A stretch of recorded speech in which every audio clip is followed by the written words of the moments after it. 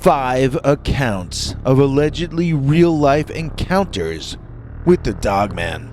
It's the Dogman Best of May 2022 hour-long special.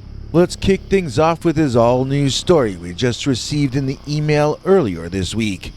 And this one is called Dogman Interrupted Our Marital Spat. Dear Scary Stories NYC, my wife and I were constantly quarreling until a strange American creature man with a dog head sat down between us. We don't have such creatures where we come from, and we don't know what nature of reality this being sprang from. He created such fear in myself and my wife that we have mainly forgotten what we were fighting about. We could have both been torn apart by that thing, in a literal sense, and so each day now seems like a gift. But with this new appreciation of the life God has given us, comes the reminder that it was all almost taken away because we forgot to behave as God's children. If you aren't religious, then let's just say fate taught us to be less selfish by sending this dog-headed man into our life to scare us back into being logical. As you can probably already tell, my wife and I come from a far more religious country than this one. We struggle to maintain as much of the old culture as we can for the sake of our children, who are now grown with children of their own. They also try to teach the old ways to the next generation, and yet there is also the strong need to become part of this new culture as well at the same time. Without getting into specifics of where we are from and which culture we adhere to, let's just say that sometimes these struggles lead to disagreements within the family. On the day when we met the dog-headed man, my wife and I were having a terrible disagreement about her wanting to adopt a more Western style of dressing. In this culture, I don't even think that would be something a woman would discuss with her husband at all. But in ours, it's something a husband would not allow. The problem has been resolved since. I have decided to take the Western approach and allow her to make her own decisions regarding her appearance. But on that day, this concept was very new to me and extremely jarring. I had no idea this was even of importance to my wife of so many years, and I was in a state of extreme agitation. At first I rejected the idea, and we were in the middle of disagreeing over this subject on a bench near the river when our dog-headed man experience occurred. My wife was as offended by my behavior as I had been at her request, and we had slid away from each other on the bench, both fuming and needing a little space. As a result, there was room for possibly up to 2 people to sit in between us. That was when something the size of 2 grown men did just that. It sat down between us. I have to say we didn't even notice this creature until it walked up around from behind us and plopped its huge, hairy form down between us. It happened so fast that we really didn't even have a chance to react. There was no screaming. There was no running away from the monster. We were locked in our argument, the rest of the world ceasing to exist, and then suddenly, that argument seemed like the single most trivial and unimportant thing in the world. I had bought some peanuts to feed to pigeons, and the bag was lying in my lap. That dog thing stuck his long snout in my lap and began huffing and puffing, smelling the nuts directly over my... well, you get the picture. I quickly grabbed the paper bag and moved them away from my vulnerable areas, and then I offered the bag to the hairy man with the animal head. He had hands, or at least claws with a kind of a thumb, so I sort of expected him to take the bag of nuts from my hand. Instead, he bit the bag out of my hand and began chewing the entire thing. Shells, paper, nuts and all. He seemed to swallow some of it before gagging and spitting the rest out. My wife and I were giving each other glances, and she made a motion that she was going to attempt to leave the bench. I nodded my head in agreement, and we both made a move to slip away. In that moment, the great dog beast leaned back in the bench and yawned, throwing his incredibly long arms in the air as he did so. Those arms came down around us, one for me and one for my wife. His hand-like claws gripped each of us on the shoulder, and we were both captured, held in place by this creature that I never even knew existed. Was this some form of jinn appearing as a physical creature to punish us for arguing? Was it manifested out of our disagreement? Was it here to tear us apart further? Or was this creature feeding off of our negativity and fighting? In either case, we were locked where we were and unable to leave the situation. I could hear my wife weeping softly, and I knew this was only happening because I had behaved in an intolerable manner toward her. Sitting there, being held in place by a large hairy thing of a man, caused me to reflect on that woman's loyalty and patience. I felt deep shame that this misery being visited upon us stemmed from my disloyalty to her. I was able to feel the deep love I have for her in that moment, even though at the time it felt like too little, too late. Whatever manner or form of being this creature was, it most definitely smelled of something earthbound. I don't think it was an angel or jinn, yet it did not seem to be just as any other animal either. This creature possessed some kind of intelligence, even if it were not human. Its legs looked like those of a four-legged beast, bent backward like those of a goat or a dog. How could a natural animal balance more weight than my own on two thin legs like that? It made no sense. And yet I knew by the musky aroma it emitted that this was a real, living creature, physically present directly in between me and my beloved. I personally did not have a context within which to place this entity, so I regarded it as an American kind of a spirit, or magical creature.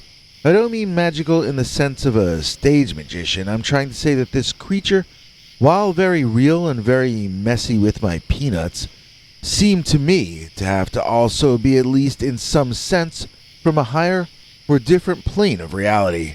Now that doesn't necessarily mean he was an angel with a message of the glory of a creation. It might just mean he liked peanuts.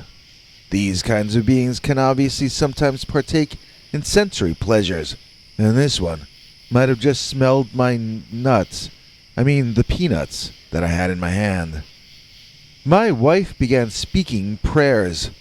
First, she recited some from memory, and then she began openly pleading with the Creator to spare her from this punishment. She clearly thought this man-dog had been sent to destroy us for blaspheming. She was crying as she spoke softly, and I began to wonder if she wasn't correct after all. I didn't know that this creature wasn't a manifestation of the will of Allah, and maybe this was the end of both of our stories. If such was to be the case, I was going to accept my fate bravely. If our demise could be averted, however, I was going to do the Western thing and attempt to save myself and my wife from being destroyed by this dog-headed man-beast. I didn't know if that would mean I had blasphemed further, but I did know that I would be willing to fight for my life, and even more so, for the life of my wife, the mother of my children. If this beast was sent by our God, then I might not have the right to say this, but his presence made my wife miserable with tears, and therefore his presence offended me. I, too, joined my wife in a form of non-traditional prayer inside my head. I pleaded for an opportunity for us to escape, and I prayed for the wisdom and cunning to see my chance when it arose.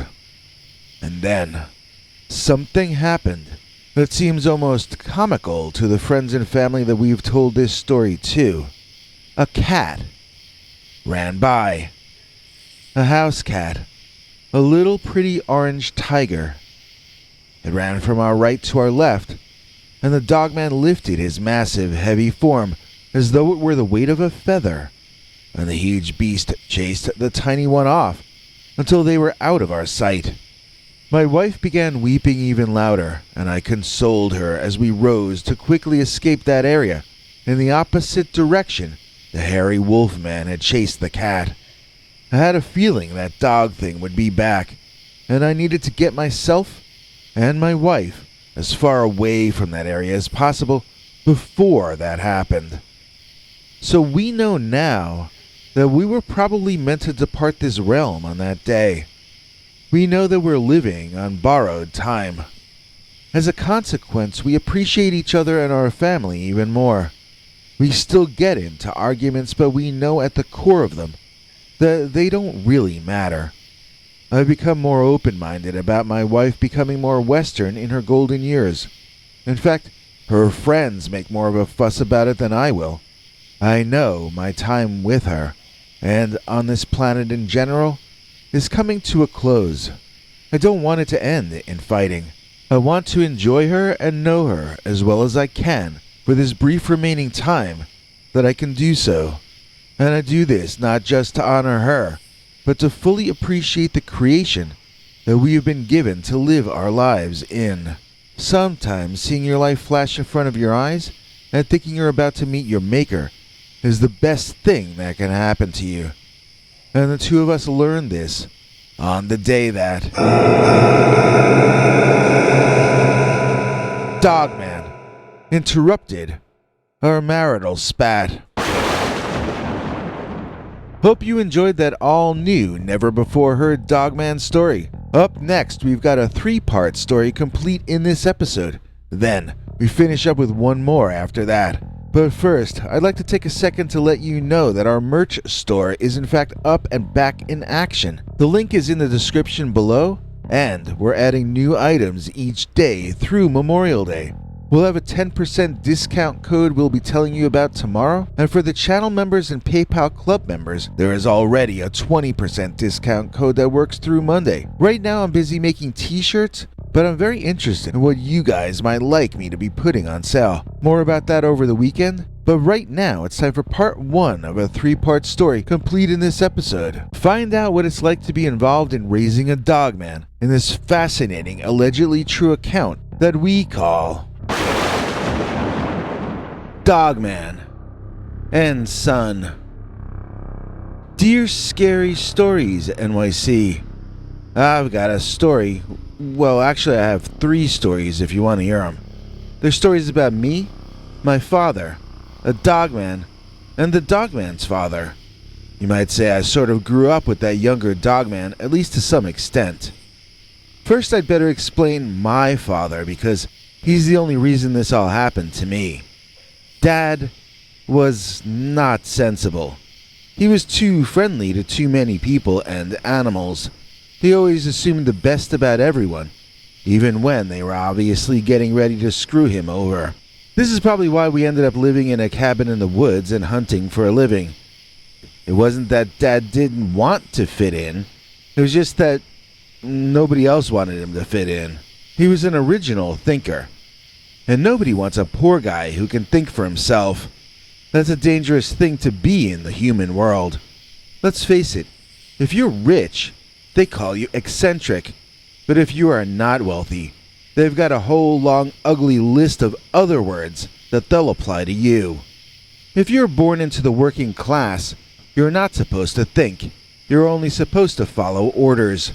So when even my mom left him, Dad raised me in the woods in Pennsylvania. I had learned to read when I still went to school, and I sort of self-taught myself everything after that. We had dusty old books in that cabin that I think had belonged to a previous owner, and I read them all from cover to cover. I always wanted to be a writer, and I guess I still do. I'm hoping to retire in 5 or 6 years So maybe that can be the time for me to start writing finally.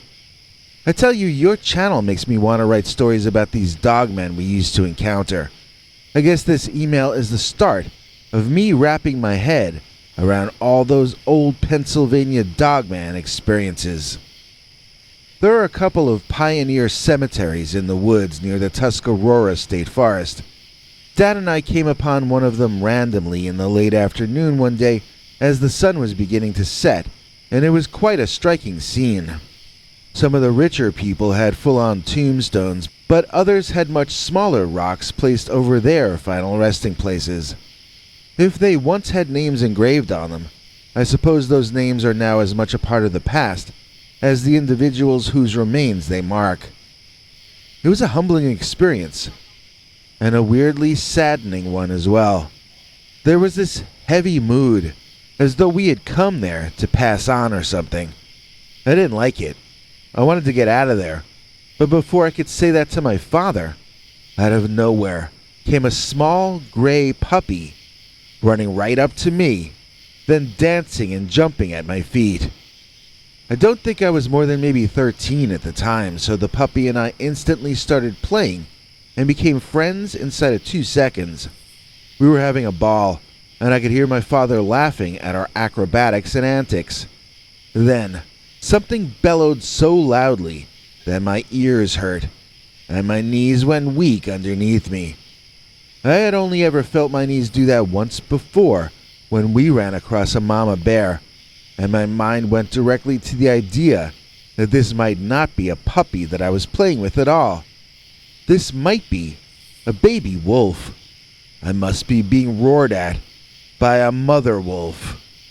But wait, wolves don't roar, you know?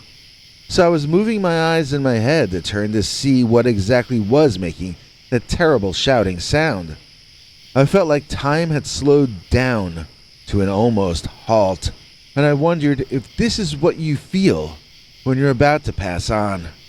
When I saw what it was making that sound, my knees actually did collapse, and I fell backward clumsily, trying to catch myself on a tree, but failing. I was sitting on the ground looking up at a very angry canine, but a canine that was standing up on its hind legs. That was a feat I was unable to manage just then.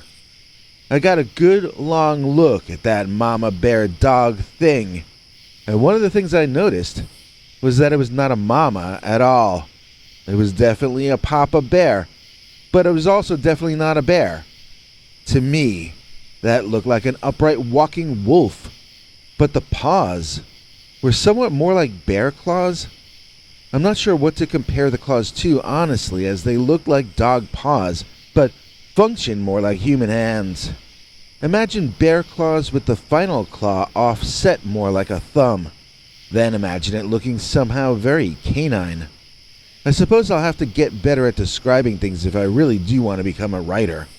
The short version of it was that I was looking up at the scariest monster I'd ever seen in my life, and my only question was in which way it was going to tear me apart. Was it going to stomp me out of existence? Was it going to bite my head off? It literally had jaws that looked large enough to do just that. I was seeing my short life pass in front of me.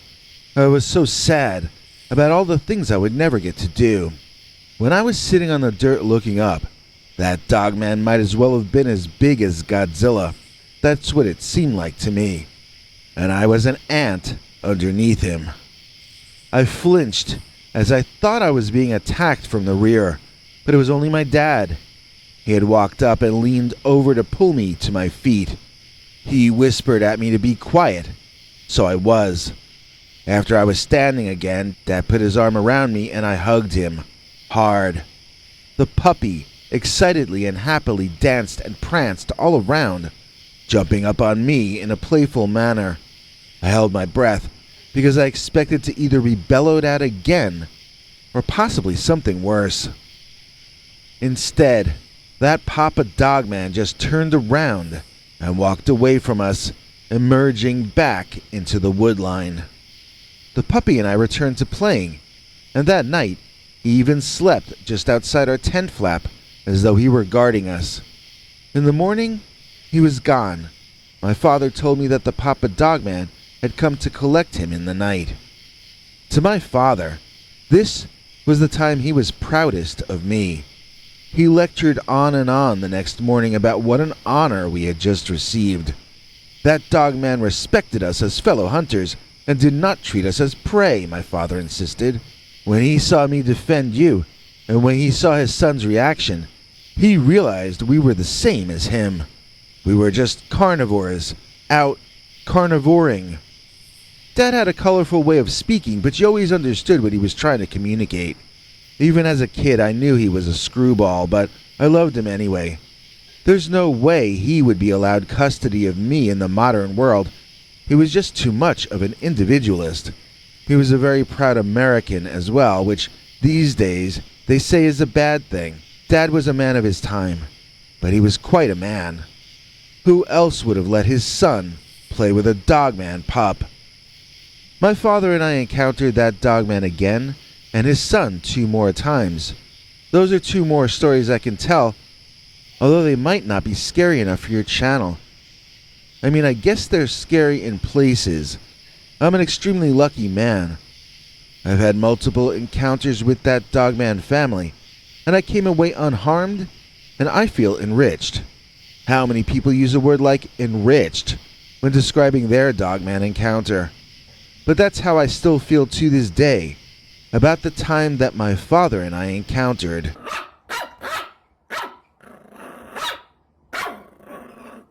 Dogman and son. We're quite grateful, if you can't tell, because of our EP Michelle. Please join me in thanking today's executive producer, Michelle Rich. In return, Michelle receives our secret uncensored Dogman stories far too wild to tell on this channel. Teenage Dogman. Dear Scary Stories NYC, thank you for your comments on my first entry for your channel, the story about the Dogman and his pup. Thank you for not doubting me or being judgmental. I've been looking for a safe place to get this off my chest for some time. So as I hinted at earlier, there were 2 later times when I saw that same puppy over the next couple years. Each time he looked more mature and taller. This is my account written from memory of the second of the 3 times we ran into each other. The next encounter happened in the fall, most likely late November. We were out hunting for deer, and that's when it's in legal season in Pennsylvania. In one area, you've got state game lands number 67, 71, 73A, 147, and 215. Trust me, my father and I made maximum legal use of those areas and times. We'd always take down more than we could eat, and we'd sell the rest to afford our other expenses. Most years, we actually lived fairly comfortably, considering our cabin in the woods had no rent or mortgage payments. Even in the lean times, though, we never starved. I don't do it anymore, as the only meat I'll eat any longer is seafood. I feel no guilt about the times we did it to survive, but I think that if I were to hunt now, it would be an immoral act. It was not murder when I innocently helped my father eke out a living, but I'm comfortable now and I don't want to end any more land animals' lives. I guess I've just become an old fool. As for sea life, I once got pinched by a lobster, so now my philosophy is screw sea life, you know what I'm saying? I'm sorry, I'll get serious. This story freaks me out a little, so I tend to start making bad jokes when it comes time to tell it again. My dad was always taking chances and bringing me along with him when he did. One of the ways we'd take unnecessary risks regularly was that we would stay out way too late and then be walking home through the woods when they were at their most dangerous. One night, our luck finally ran out. Dad was walking in front and I was trudging along behind him. We hadn't caught anything at all that day, which is why we had stayed out so much longer. Dad never minded hard work, but he hated doing it for nothing in return. Since I knew he was in a bad mood, I was staying quiet, and we were walking along silently. Something grabbed me by the neck and shoulder and dragged me into the bushes, throwing me down on the dark ground. Before I could call out to my father, I saw a world of teeth in front of my eyes. I wasn't sure who or what had grabbed me yet, but I knew that whoever it was had very large canine teeth, like dinosaur versions of dog teeth. So tall, so wide, that they filled my field of vision as this individual began growling at me in a very threatening manner. I was laying flat on my back, but wishing I could somehow sink into the earth and get myself away from those teeth. I'm not ashamed to admit that my body reacted as though this were the end. The creatures seemed to notice and reared back for a moment, affording me a better view of what this was.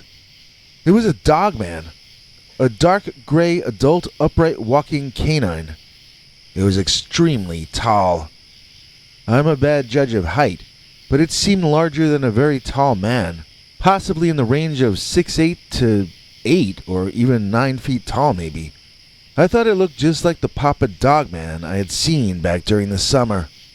As I sat up and slid myself backward, away from the Dogman, I saw another canine approaching. It too was a combination of different dark gray fur colors, but this one ran on all fours and appeared about the size of an adult German Shepherd. When it saw me laying on my back on the dirt, its eyes lit up, its tail began to wag furiously, and it ran over, standing on top of me and licking my face.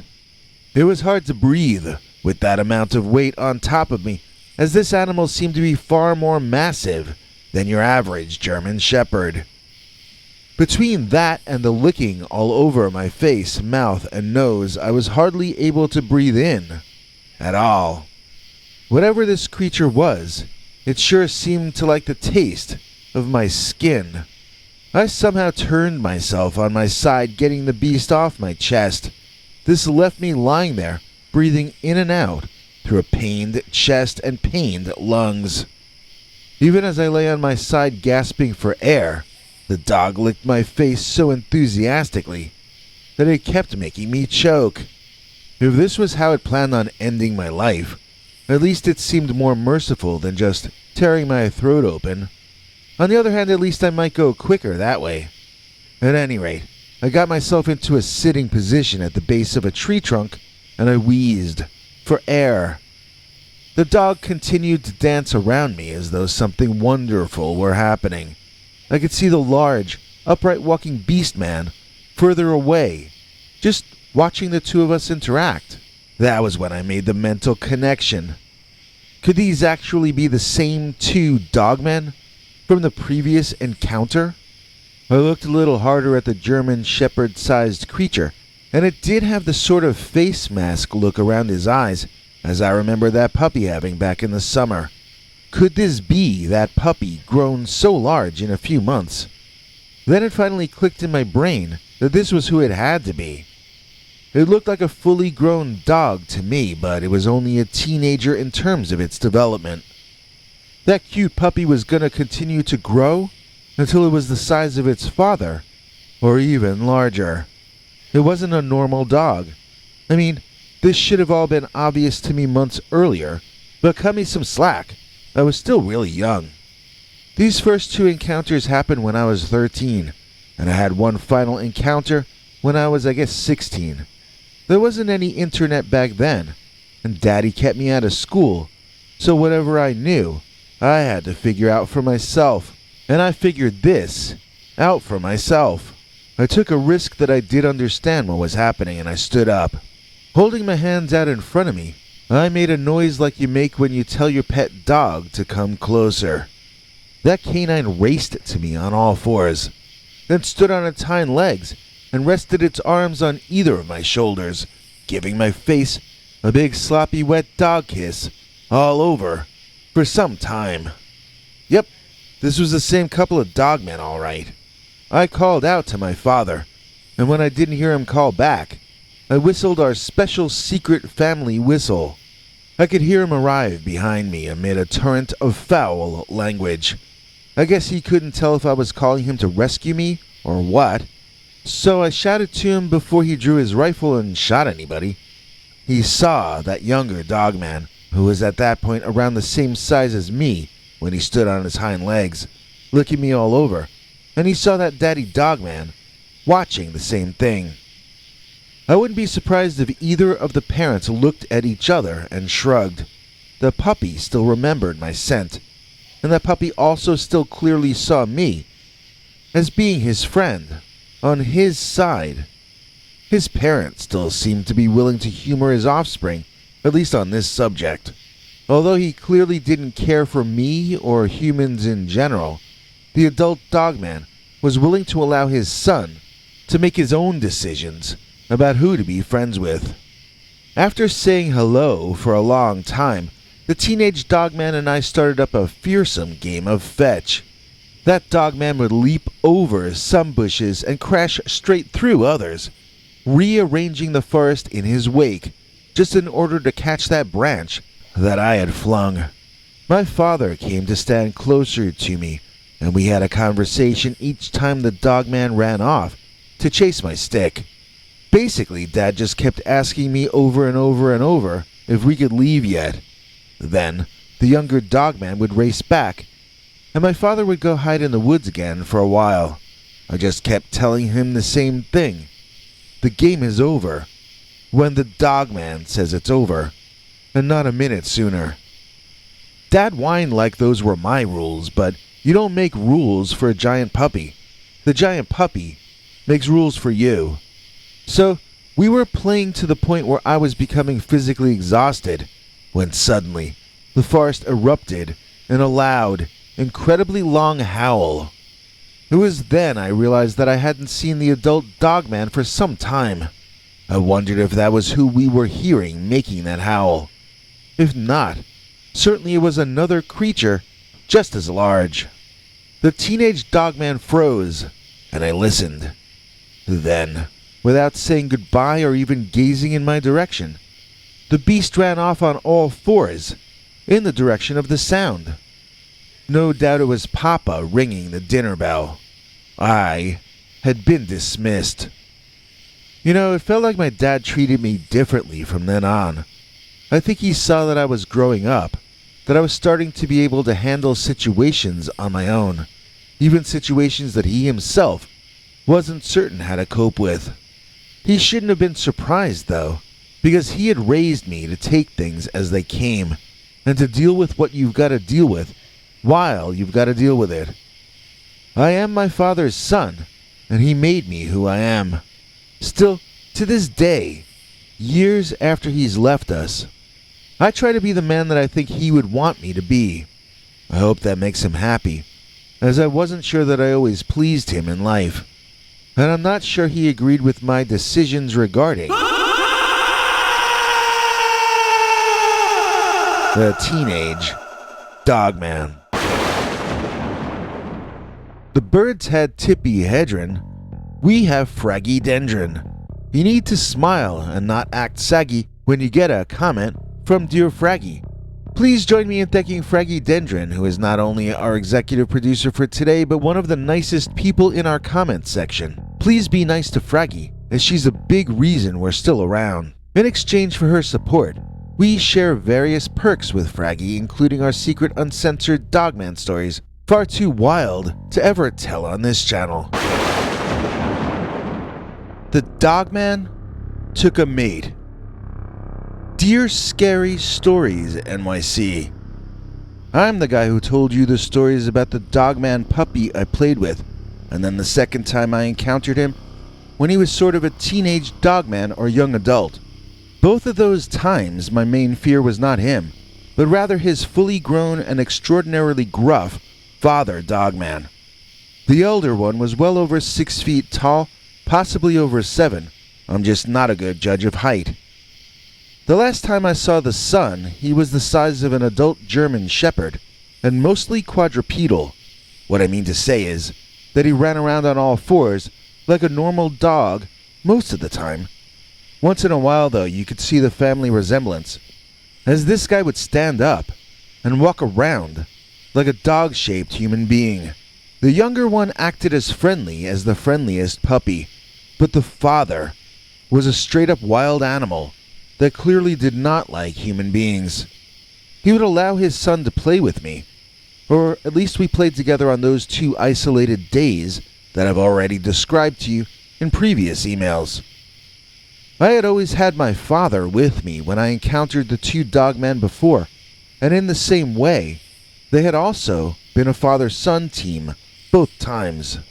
Fast forward 2 or 3 years, I was I think 16 or possibly 17, and I was hanging with my first serious girlfriend that we can call Marla.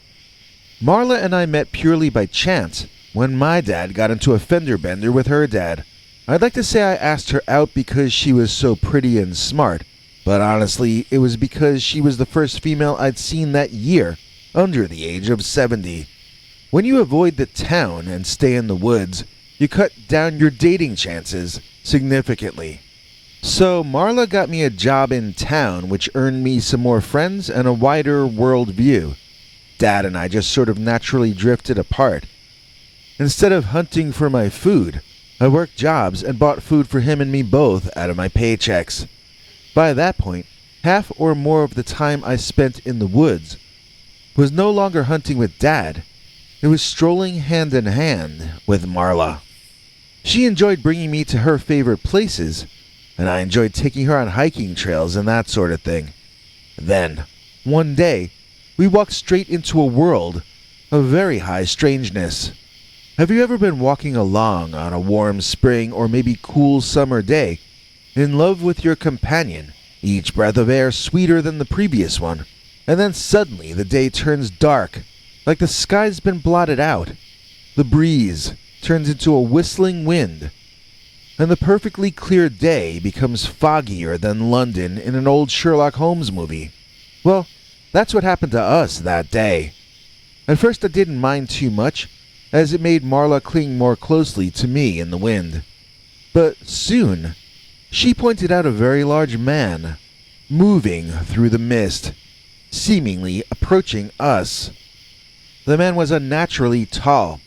Marla started breaking down and crying in my arms, which was not helping me focus my attention on what or who that was out there. I could occasionally make out the silhouette of an immense, muscular man. But then the fog would shift again, and I wouldn't see him at all any longer. At another point, I made out the devil-horned head and the 2 eyes, glowing almost white-hot, like coals, in its demonic skull. As cool as I had been a couple of years earlier when my father and I had those dogman encounters, that's how fearful I was in that particular moment. I wasn't with my dad this time. I was with a weeping teenage girl, and I needed to pull myself together. I needed to be the adult in this situation for the sake of my girl, and I needed to regain control of everything before it got really bad for both of us. My dad taught me that most battles are won or lost before they begin, so posturing in front of your opponent can be the key. As much as I felt like crying and hiding inside a tree, I had to act as though I were certain I was the master of whatever was going on. I kept telling myself things in my head like, I got this. But, not exactly that. That's too modern a phrase, but you get my point. Affirmations, they call them now. I think I called it psyching myself up. I made my voice as deep as I could, and I stood as tall as possible. Then I shouted, "Hey, you! Get out of there, see?" Like I was, I don't know, Sylvester Stallone or something. I waited for a while, Marla sniffling and whimpering behind me, and I could neither hear nor see any reaction at all from the large devil-horned man in the fog. After some time, I drew in a long breath and got ready to shout the challenge one more time. Before I could get out even one word, though, something huge tackled me and slammed me to the forest floor. Marla was screaming and running away as I lay there, more than a little bit stunned. It wasn't a demon, and it wasn't a devil either. The horns I thought I was seeing in silhouette were tall, pointed dogman ears. I wondered if this was that adult Papa Dogman again, or if it wasn't, it sure looked like him. I tried to look around for his son, my friend, but this guy was rather large, and blocked off nearly my entire field of vision. I was pretty big by the time I was that age. I was 6'2", I believe, and I was not finished growing either. With that Dogman over me, though, I felt like a small child in comparison. To say that this was an intimidating experience would not begin to describe it. The dog barked directly in my face with such force that it almost felt like I was being punched out by sound itself. But then the Dogman stopped barking in the middle of one bark and got the strangest look on his dog face. It was a kind of confused expression that I had never seen on any sort of animal before, nor have I seen it again since. Maybe it's better if I can't describe it exactly because I couldn't read its meaning in that moment either. He just stared at me with a look so confused that I kind of got even more scared than it would have seemed possible. Then, the dog quickly repositioned himself, so quickly that I couldn't even move an inch. Now he was out of my face, but he had his nose pressed into my lower belly. He sniffed vigorously as he moved his long snout around my upper legs, my belly button, my crotch. He spent a long time smelling my crotch, and I tried hard not to even breathe. I didn't want to do anything to disturb him while his nose and his immense rows of fangs were poised directly above the family jewels. If I ever get asked what my greatest fear is, I can answer honestly that my greatest fear is to have a Dogman stick his nose in my crotch and then start to seem interested in what he's smelling. That's not where you want to be, believe me. So, that Dogman was doing that kind of smell that animals sometimes do where their mouth hangs open a bit. I think it allows them to use more senses than just smelling through the nose. I have no idea what kind of information they can get out of using two kinds of smelling at the same time. Maybe they can suss out your social security number, I don't know. Judging by the rapidly changing expressions on that Dogman's face, though, he was reading a lot of information out of those smells. The Dogman then moved himself forward to put his giant, prehistoric-looking dog head right in my face, and I accepted that my time on the planet was now over. The Dogman leaned down, sniffed my face one more time then, licked me vigorously, getting completely sloppy all over me. I was soon giggling, and the giant monster man and I were rolling in the dirt, not fighting at all, but greeting each other. This was not the father Dogman, this was the son, all grown up now. The one I had first seen as a puppy, then as a German shepherd-sized teenager. Now he was every bit as large as his father, and I wondered if he was now on his own in the world. Almost as if in answer to my question, the beast leaped up off of me and raced into the woods. I wasn't even back up on my feet yet when he returned, this time with a beautiful white wolf alongside. I didn't understand at first that this was a female, but I soon figured it out through the nature of their interactions with each other. This was his mate. My Dogman friend had grown, and now he was going to father another generation of Dogmen. I felt proud of him in a weird way, and I wanted him to meet Marla. I called out to her in the woods. But this was real life, not a Disney cartoon from 1947. Marla was long gone. She had fled some time earlier. That wasn't the last time I saw her, but it was the beginning of the end. It's probably just as well that I didn't get to introduce her to the Dogman, as she and I turned out not to be as serious as he and his white wolf mate. I watched as the young Dogman couple trotted off bipedally, then dropped to all fours and disappeared at great speed. They can move so quickly, through such tightly compacted places, it's a wonder any of us humans ever see them at all.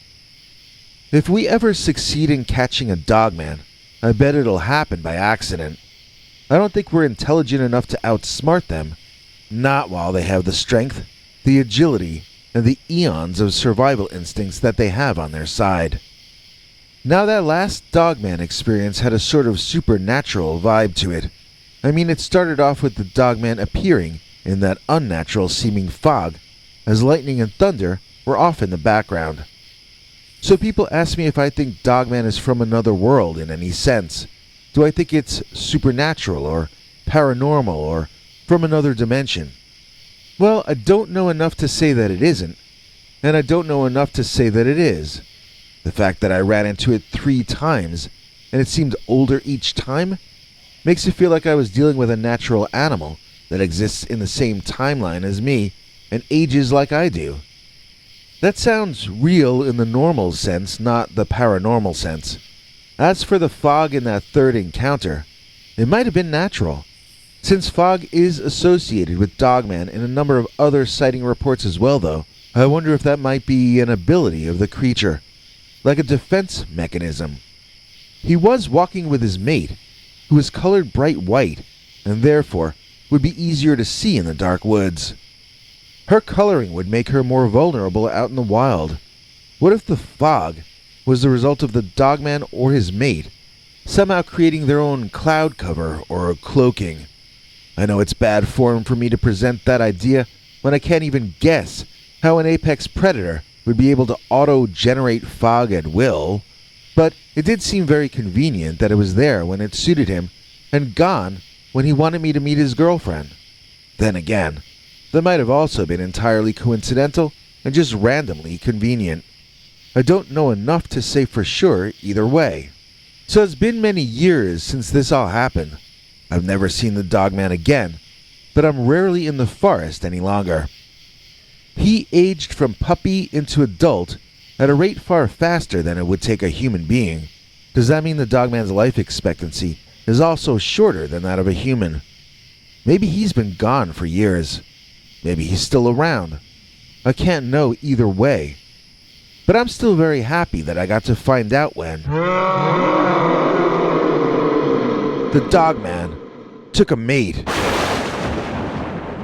You get an extra slice of spam in our Scary Stories rations when CS sees our program and makes a kind donation. Please join us in thanking CS for making this and so many of our other episodes possible. Using our brand new thanks button, CS has kept us going for another day. Our thanks go deeper than Loch Ness when we feel grateful to CS. We have a number of ways you can help, and just as many perks we can share with you in return, including extra secret episodes far too wild to ever present on this channel. We've got one more scary Dogman story coming up right after this.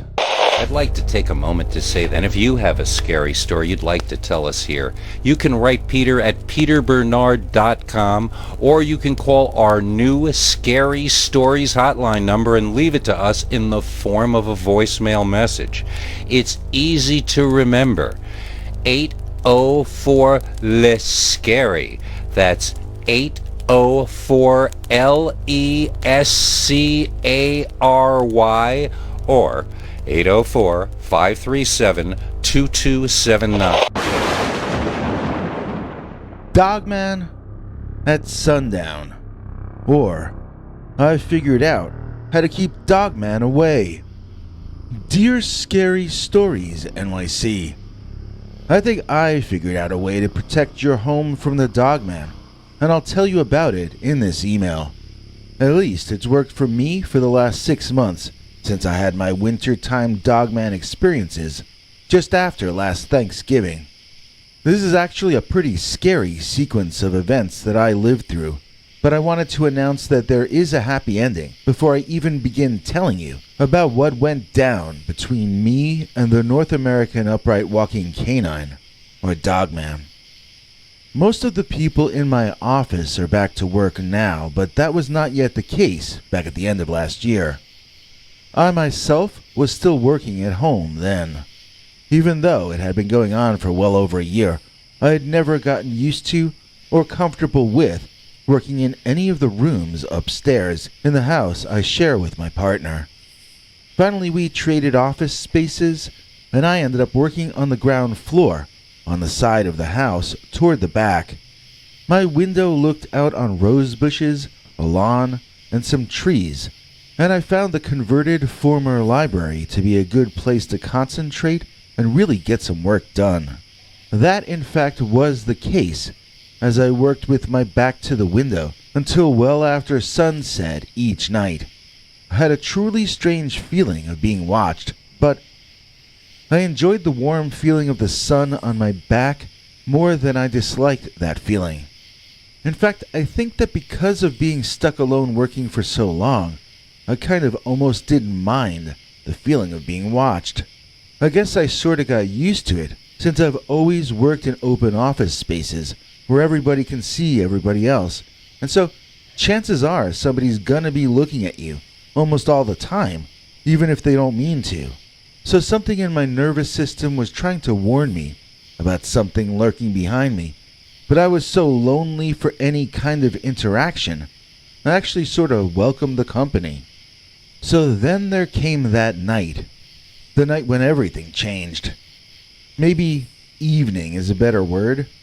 It was the end of the sunset, and the light in the room had turned very red. I truly enjoy those times of day. I understand why they call it magic hour in the film business. Sunrise or sunset, either of them are my favorite times of the day. Because of this, I tend to work a little bit into the sunset, allowing the room to darken before I finally cave in and turn on the room lights. Hey, if I have to work at home alone, then I can delay turning on the overhead lights as long as I want to. So, because all the lighting coming into the room was the red waning sunlight coming through the window behind me, I was extra conscious of what was happening when that red sunlight was suddenly being blocked out. Something, or someone, was standing in between me and that sun. Someone was standing behind me. I really was being watched. This alarming feeling made me stop what I was doing, but I was frozen. I wanted to turn around, but I also wanted to figure out what I was going to see before I did that. In my head, I went down the list of possible people that it might be. That list was short, and none of those people seemed likely to be doing what this one was. Finally, I couldn't take it any longer, and I turned around, suddenly and dramatically, in my chair. This put me face to face with the one that I understood instantly had been watching me all that time. Not just that day, not just that week, but ever since I had moved my office downstairs. Entirely lit from behind by the setting sun, I saw something that walked straight out of the movies. It was a hairy, muscular man, and yet at the same time, it wasn't. A man, I mean. It was definitely hairy, and it was definitely muscular. I could see by the way its eyes seemed to glow from within that this was not a man. Not a human man, at least. There was no light coming from my office to light its face or chest, so I could not at first make out much detail, except about its outline, which was lit brightly in red. I could see his cheeks, though, and I could make out his brow ridge clearly, because there was a light shining out of those eyes. If it was reflected light, I'm uncertain where it might have been reflecting from. I know that there are no canines with eyes that are lit from within. I know it, and yet, that's what I saw. I mean, there are no canines that have wide humanoid shoulders either, and yet that's what I saw too. It confuses me to think about it, and it confuses me to talk about it, mainly because of the structure of our language. We talk about what species are native to an area. Someone sees a wolf, and they're told by experts that wolves don't live in that region. Maybe, after 10 more years of wolf sightings and wolf attacks, the official line might change and it might become official that wolves do live in the area. Until the official change comes, though, everyone seeing wolves gets labeled a crackpot. When it comes to seeing things like what I saw, there may never come a tipping point in which it becomes officially accepted as being real. The way the world seems to be going lately, I no longer really expect any more widening of humanity's knowledge pool. So there I was, staring at a naked animal man, who was staring back at me as though I were naked too. Either that or he was looking at me like I was prime ribs and a steak dinner, I'm not sure. I'm certain I saw hunger in that man-thing's eyes. I just don't honestly know which kind of a hunger he was looking to satiate. One way or another, I knew I was in some deep danger right there inside my own home. Now, my partner and housemate never comes into my office when I'm working. I mean, never. They text me instead. It's just our weird thing. We stay off each other's work turf, so that's one less thing to argue about. Anyway, that night, at that exact moment, for no reason that either of us have ever figured out, my housemate decided to lean in my door and ask what I wanted for dinner. Their presence at the doorway alarmed the Dogman, and I saw him race away toward the back of the house, where there's a small woods. The creature was all muscle and fur, claw and fangs. It looked no nonsense. But then there it had been, messing around outside my window. My partner did not get as clear a view as I did, but we both agreed we saw an enormous humanoid figure blocking out the evening sun, departing from the window at great speed. So we went upstairs where it for some reason felt safer, and I went through the entire story from the beginning just as I did with you. Now, when my housemate was using that same room as their office, they experienced none of this kind of phenomena. They never felt they were being watched, none of it. It's possible that they are not as sensitive to these things as I am, but it's also possible that the Dogman for some reason was just more interested in me. I do not really want to find out why. I don't think you can blame me for that either. So, the two of us stayed up almost till dawn reading and listening to stories about the Dogman. Nobody seemed to know how to get them to leave you alone in the stories that we heard.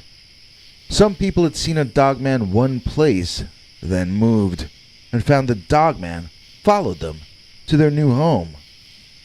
The only way I noticed that Dogman would stop bothering a person he became fixated on was if that person took the lead in the situation and started trying to catch evidence of the presence of that thing.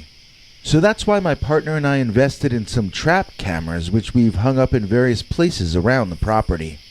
In the first week, we found that the camera which points toward the window that the Dogman looked in at me through had gotten pulled down by something. It wasn't broken, it was just down on the ground. Since I put it back in place, it's remained there ever since. It fills up with boring pictures and video every time I get up to go to the bathroom or take a lunch break. Most of the movement it catches is me inside the window. It's never caught anything really interesting, although we have learned that the neighbor's cat walks through our yard at the same time every night.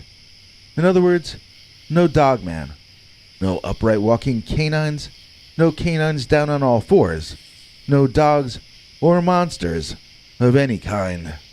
Granted, it's only been half a year. Maybe the Dogman is out migrating somewhere and won't be in our part of the country until Thanksgiving time. Well, if he comes back for Thanksgiving, we're going to get at least one picture of that guy. Hopefully some video, too. And if I get some Dogman video that's real, I'm going to try to sell it to the Discovery Channel or Japanese TV or something. No offense, I'd love to share it with you, but if I get actual Dogman footage, it's going to the highest bidder, LOL. Maybe I'll sell it to Tim Pool on YouTube. Just kidding. Seriously, is proof of Dogman something that someone would even pay for? I don't even know. The only thing I do know is that this is how I handled my contact with Dogman at sundown.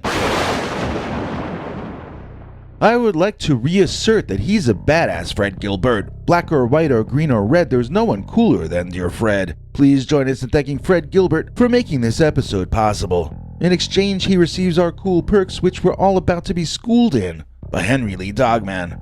Hank? Thanks, Biggie. And thanks to all of you for watching this far.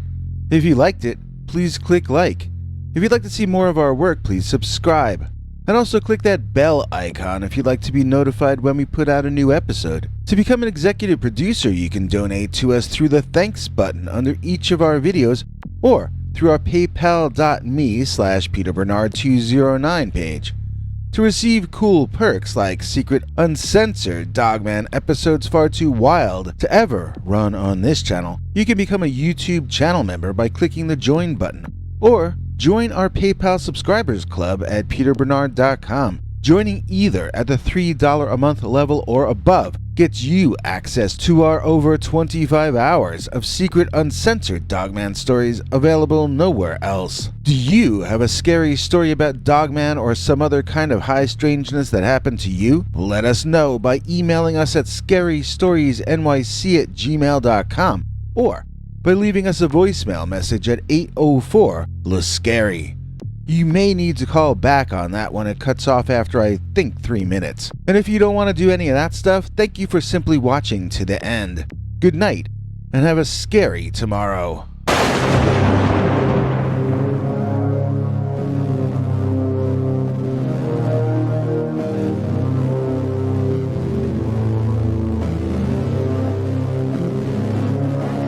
Come back for more scary stories.